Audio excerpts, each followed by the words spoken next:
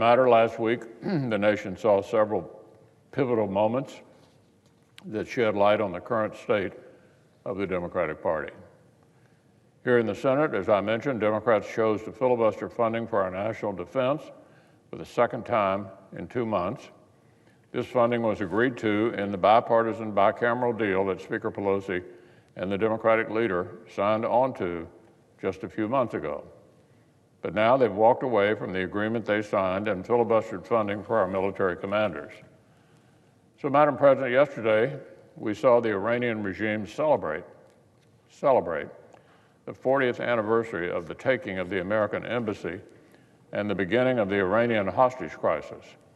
The familiar slogan, "Death to America," was on full display. It was especially sobering to watch this display and remember that our own U.S. military commanders do not have the certainty they need for strategic planning because Democrats here in Washington found it politically advantageous to block it. Over in the House, Speaker Pelosi continues to stall the U.S.-Mexico-Canada agreement. USMCA would bring tens of billions in new commerce and create 176,000 new American jobs, but House Democrats would rather pursue political theater. So American workers and farmers are still waiting. However, while our Democratic colleagues block these bipartisan priorities, at least they're not shy about what they do support. We've seen what Democrats prioritize. We remember the Green New Deal, an effort to grab unprecedented control over American families' daily lives. Designing, building, or furnishing a home or business. Democrats want Washington to dictate how you do that. Commuting, traveling for vacation, mowing your lawn. They'd like you to do that without gasoline or jet fuel sooner rather than later. Making a living, producing, refining, or delivering affordable American energy. They want you to find another line of work, whether you like it or not. That's the Green New Deal. There's also the matter of Medicare for none. That's the scheme that would take the program that millions of American seniors rely on, throw away everything except the label, and paste that onto a new one-size-fits-all Washington-run insurance plan that would be mandatory for every American. Medicare, gone. Private plans in the popular Medicare Advantage program, gone. Every health insurance plan that Americans get on the job, which over 180 million people depend on, gone. This is literally what several of the leading Democratic presidential contenders have endorsed. A new nationwide experiment in socialism. And every single American, man, woman, and child, would be the subjects of this experiment, whether that's what we want for our families or not. From this mandatory one-size-fits-all insurance plan to new price controls that would limit life-saving cures, our Democratic colleagues are rallying around policies that would leave American families paying more to wait longer for worse care. That's their prescription. Paying more to wait longer for worse care. And then, if these plans weren't bad enough on the merits, there's the small issue of the crushing new tax burden you'd have to pile onto the U.S. economy in order to make some effort to pay for all this. One leading Democrat released a breathtaking proposal last week that illustrates the road they'd like to head down.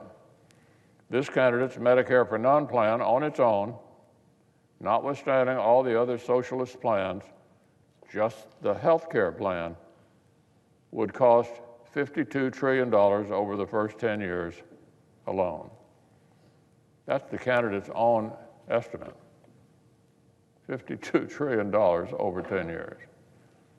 Even after cannibalizing everything the government currently spends on health care, the plan's author admits there would still be a staggering $20+ trillion left over to finance. Other experts say it would be more. For some perspective, Madam President, if you add up every cent that is deposited in every commercial bank across the United States of America, that's about $13 trillion. So you could literally seize every dollar that Americans have deposited in banks, and you'd have nowhere near enough money to even pay for the first decade of this crazy experiment. Democrats are confident they can produce this huge sum of money through historic tax increases on job creators and on the American people. An enormous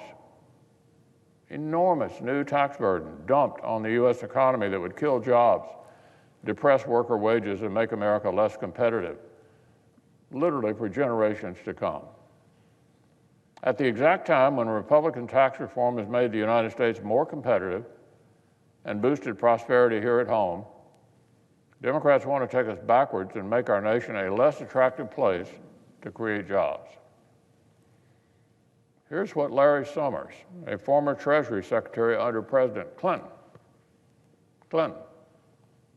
wrote about this far-left plan in the Washington Post. It will discourage hiring, particularly of low-skilled workers, and there is the real risk of an economic contraction following a sharp market decline. That's Larry Summers, the Clinton Treasury Secretary. Particularly, it would discourage hiring, particularly of low-skilled workers, and a sharp market decline.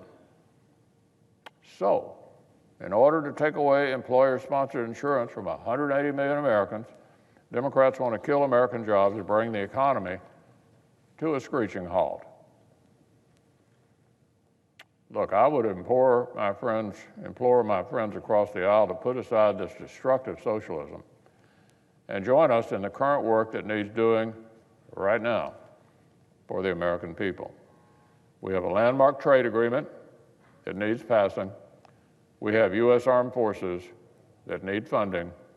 We're just waiting on our Democratic colleagues to show up.